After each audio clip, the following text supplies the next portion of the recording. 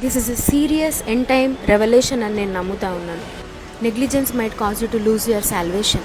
ఈ రెవల్యూషన్ ఈ దేవుడు నాకు చాలా అద్భుతంగా తెలియపరిచాడు.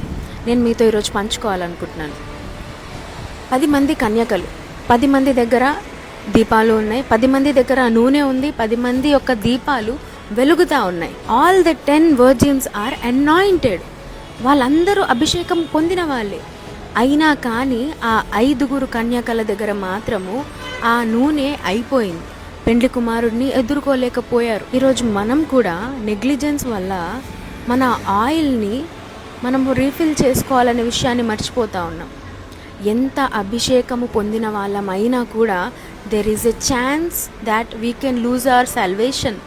ఎంత అభిషేకము పొందిన వారైనా కూడా వారి యొక్క రక్షణని కోల్పోయే ఛాన్స్ ఉంది. Take care of your anointing, take care of your oil. నీ గిన్నె ఖాళీ అయిపోకుండా నువ్వు ఎవ్రీ డే దాన్ని ఫిల్ చేస్తూ ఉండాలి.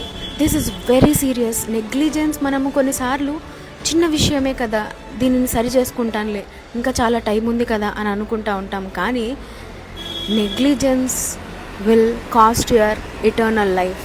This is a serious end time revolution అని నేను నమ్ముతా ఉన్నాను.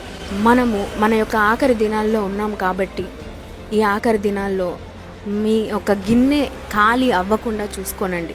Refill it again and again.